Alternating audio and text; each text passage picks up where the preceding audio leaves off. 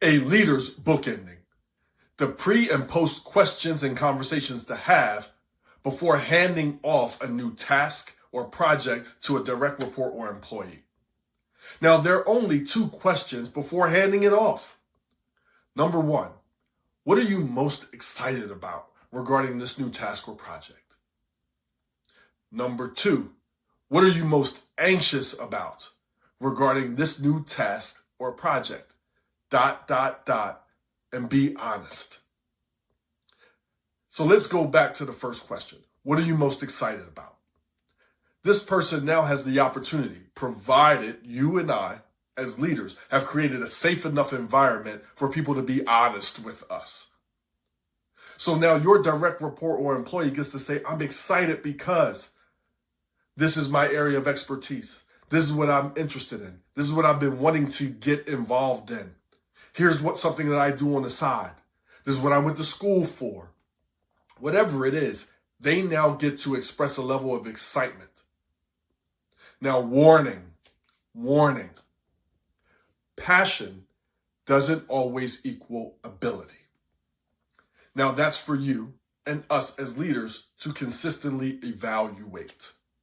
Just because someone likes it doesn't mean they're always good at it. I like watching the first 2 weeks of American Idol. And it's a prime example of that. Everybody's super passionate, but most people aren't very good. So we already talked about your patience, your tolerance, the coaching, but them sharing their excitement is good for them. It's good for the culture. It's great for opportunity. Their development is going to be your job. And if they're excited and good, we keep doing it. If they're excited and poor, we coach it. If they're continuously excited and not good, it may not be a great fit. And now difficult conversations need to be had, and that's our job as a leader. And in other trainings, we talk about how to have the difficult conversation. Now, what about question number two? What are you most anxious about regarding this new task or project? Again, provided that you and I have created a safe environment for people to tell the truth. Now they get to tell you what their concerns are. Hey, I'm not as proficient in this, but I want to give it a shot. I've had people on my team say that. I don't mind learning it, but can you pay me in patience as well? So now I have a very good understanding of how patient I need to be, how tolerant I need to be, what type of coaching or assistance that they may need. They may be anxious because, hey, this is a people-oriented job and I'm more behind the scenes. I don't really do this. So whatever it is, people are going to tell you what they're most anxious about. Now, as a leader, what are you going to do about it?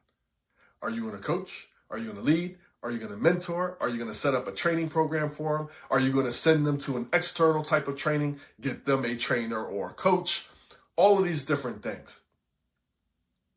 Now, as the process moves on, we only ask two questions, and look how much impact and information we've gotten.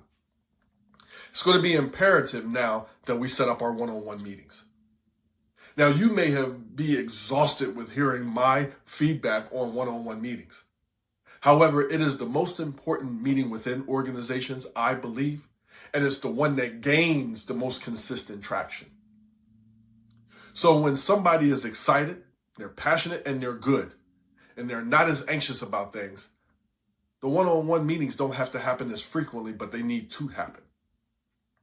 When somebody's excited and they're very anxious and you know that they don't know, then it only makes sense that we have more frequent meetings. And maybe the meetings are daily until they get on their feet. Maybe it's weekly. Maybe it's every other week. Maybe it's monthly. Put it in a calendar and in a repetition that fits who you are and what they need. Leaving them out to dry takes us back to the first scenario when we talked about a leader's delegation and why that gentleman was ready to quit his job. So very quickly, my flow for the one-on-one meeting is number one, hey, what's your positive of the week? Always make them say something good. Next, get out of it. What would you like to get out of our meeting here today? You have no idea what they're going to say, and I don't either. However, it gives them opportunity to share their list with you, share their concerns, share their wins.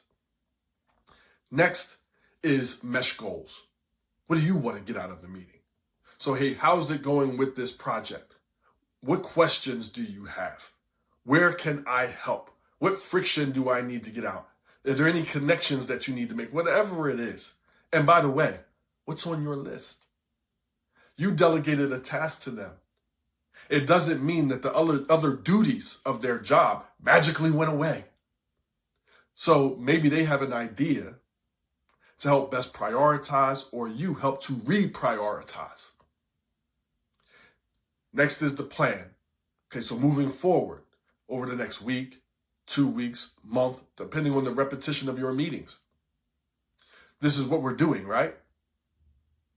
And then lastly, what was your biggest takeaway from our meeting here today? Let them leave on a good note. Give them that gift of leaving with validation that this meeting was good, it was worthwhile, and is propelling them forward and traction for the organization. So that are the pre-questions and conversations to have while delegating and handing off a new project or task. Stay tuned for the post.